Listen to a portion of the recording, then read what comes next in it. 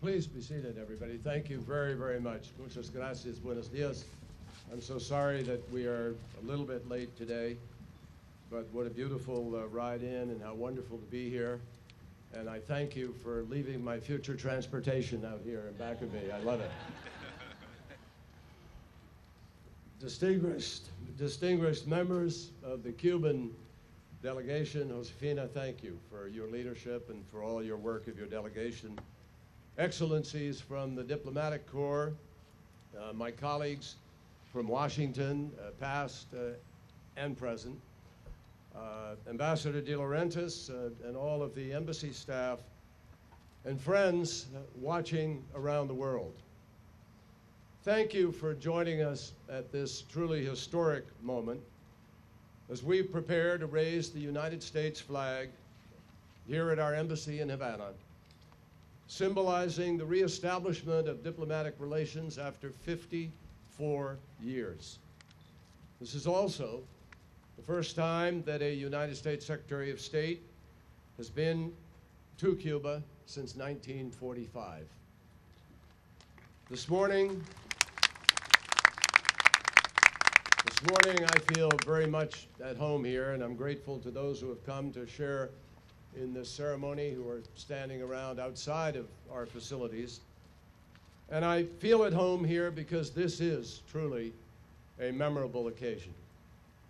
A day for pushing aside old barriers and exploring new possibilities.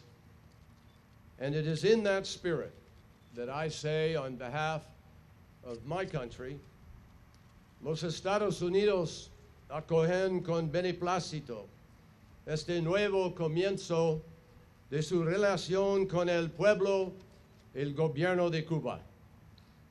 Sabemos que el camino hacia unas relaciones plenamente normales es largo, pero es precisamente por ello que tenemos que empezar en este mismo instante.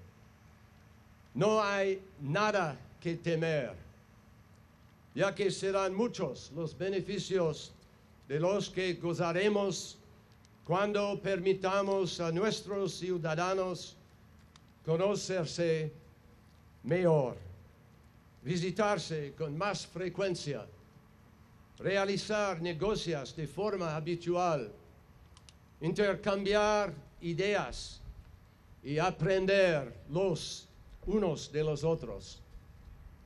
My friends, we are gathered here today because our leaders, President Obama and President Castro, made a courageous decision to stop being the prisoners of history and to focus on the opportunities of today and tomorrow.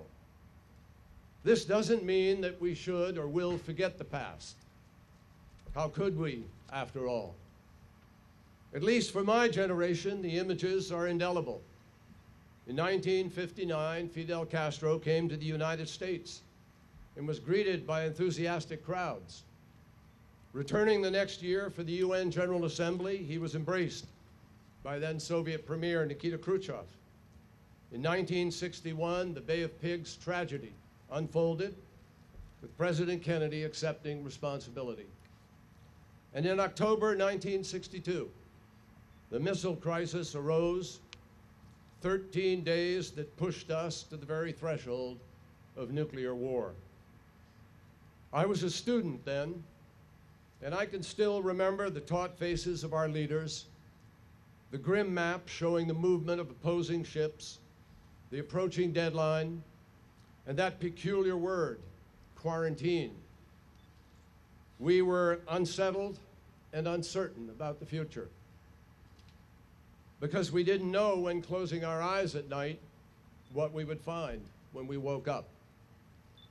In that frozen environment, diplomatic ties between Washington and this capital city were strained, then stretched thin, then severed.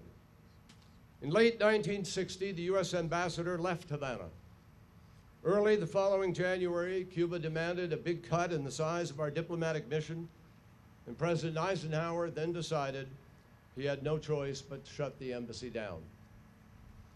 Most of the US staff departed quickly, but a few stayed behind to hand the keys over to our Swiss colleagues, who would serve diligently and honorably as our protecting power for more than 50 years.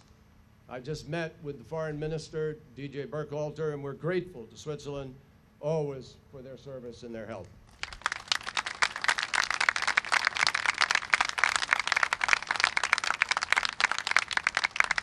Among those remaining at the embassy were 3 Marine Guards, Larry Morris, Mike East, and Jim Tracy. As they stepped outside, they were confronted by a large crowd standing between them and the flagpole. Tensions were high. No one felt safe. But the Marines had a mission to accomplish. And slowly the crowd just parted in front of them as they made their way to the flagpole, lowered Old Glory, folded it, and returned to the building. Larry, Mike, and Jim had done their jobs, but they also made a bold promise that one day they would return to Havana and raise the flag again.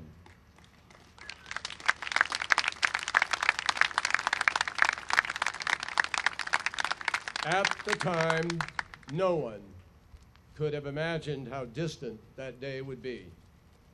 For more than half a century, U.S.-Cuban relations have been suspended in the amber of Cold War politics. In the interim, a whole generation of Americans and Cubans have grown up and grown old.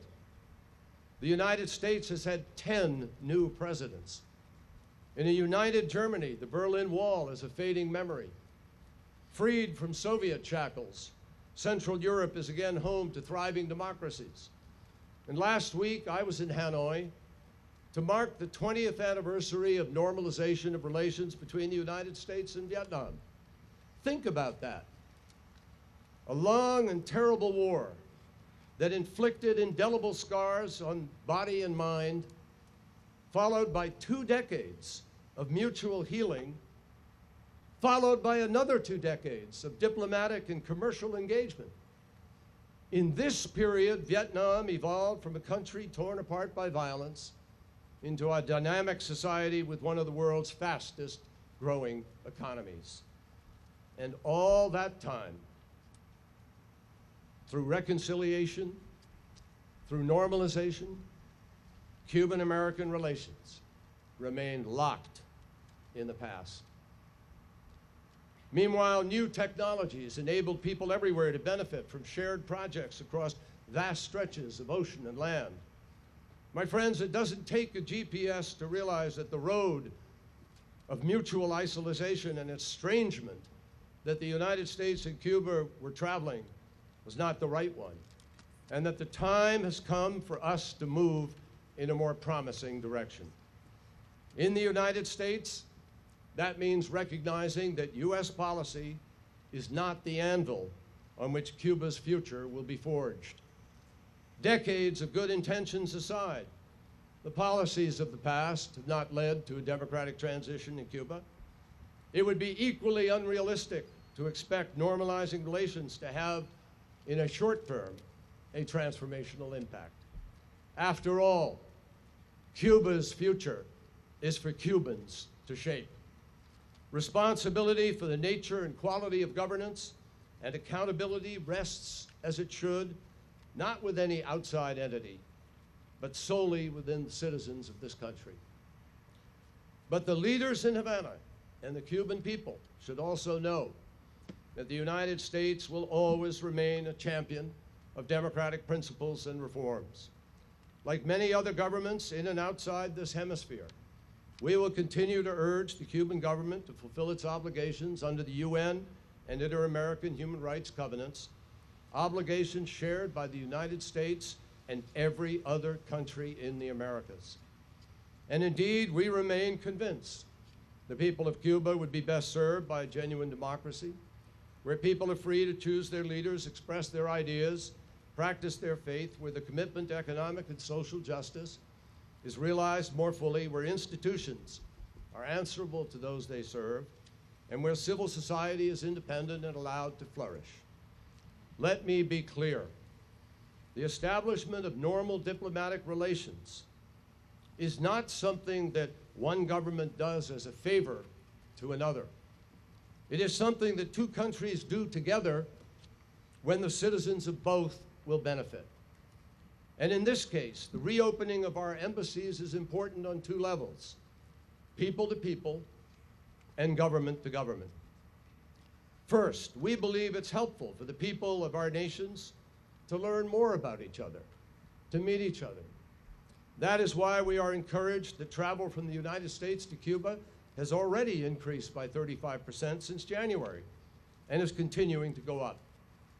We are encouraged that more and more U.S. companies are exploring commercial ventures here that would create opportunities for Cuba's own rising number of entrepreneurs. And we are encouraged that U.S. firms are interested in helping Cuba expand its telecommunications and internet links, and that the government here recently pledged to create dozens of new and more affordable Wi-Fi hotspots. We also want to acknowledge the special role that the Cuban-American community is playing in establishing a new relationship between our countries. And in fact, we have with us this morning representatives from that community, some of whom were born here, and others who were born in the United States. And with their strong ties of culture and family, they can contribute much to the spirit of bilateral cooperation and progress that we are seeking to create, just as they have contributed much to their communities in their adopted land. The restoration of diplomatic ties will also make it easier for our governments to engage.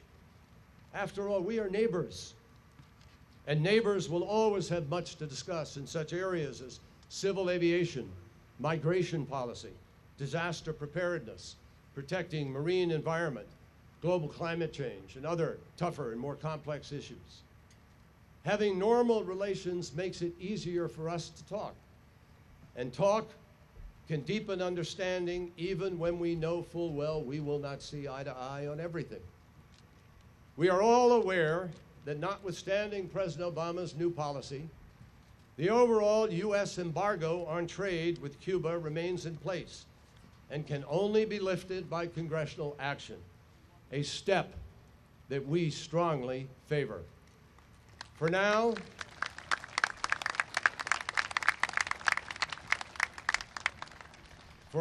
the President has taken steps to ease restrictions on remittances, on exports and imports to help Cuban private entrepreneurs, on telecommunications, on family travel, but we want to go further. The goal of all of these changes is to help Cubans connect to the world and to improve their lives.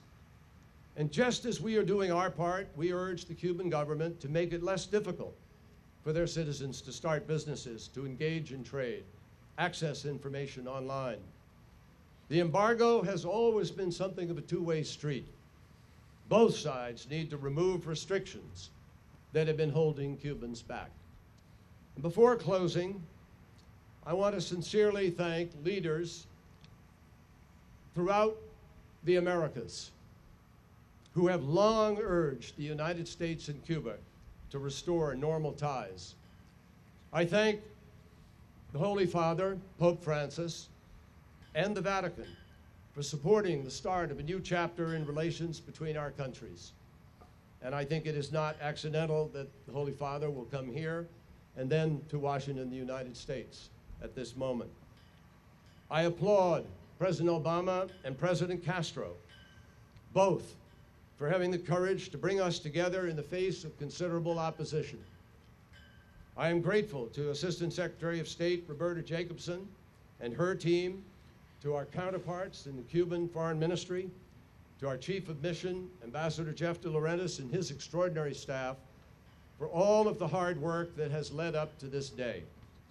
And I just say to our wonderful embassy staff, if you think you've been busy these past months, hold on to your seatbelts. But above all, I want to pay tribute to the people of Cuba and to the Cuban-American community in the United States. Jose Marti once said that everything that divides men is a sin against humanity. Clearly, the events of the past, the harsh words, the provocative and retaliatory actions, the human tragedies, all have been a source of deep division that has diminished our common humanity. There have been too many days of sacrifice and sorrow, too many decades of suspicion and fear. That is why I am heartened by the many on both sides of the straits who, whether because of family ties or a simple desire to replace anger with something more productive, have endorsed this search for a better path. We have begun to move down that path without any illusions about how difficult it may be, but we are each confident in our intentions, confident in the contacts that we have made, and pleased with the friendships that we have begun to forge. And we are certain that the time is now to reach out to one another as two peoples who are no longer enemies or rivals, but neighbors. Time to unfurl our flags, raise them up, and let the world know that we wish each other well. Estamos seguros de que este es el momento de acercarnos dos pueblos ya no enemigos ni rivales, sino vecinos. Es el momento de desplegar nuestras banderas, enarbolarlas, así hacerla saber al resto del mundo que nos deseamos lo mejor los unos a los otros. It is with that healing mission in mind that I turn now to Larry Morris, Jim Tracy, and Mike East. 54 years ago, you gentlemen promised to return to Havana and hoist the flag over the United States Embassy that you lowered on that January day long ago. Today, I invite you on behalf of President Obama and the American people to fulfill that pledge by presenting the Stars and Stripes to be raised by members of our current military detachment. Larry, Jim, and Mike, this is your cue to deliver on words that would make any diplomat proud, just as they would any member of the United States Marine Corps. Promise made, promise kept. Thank you.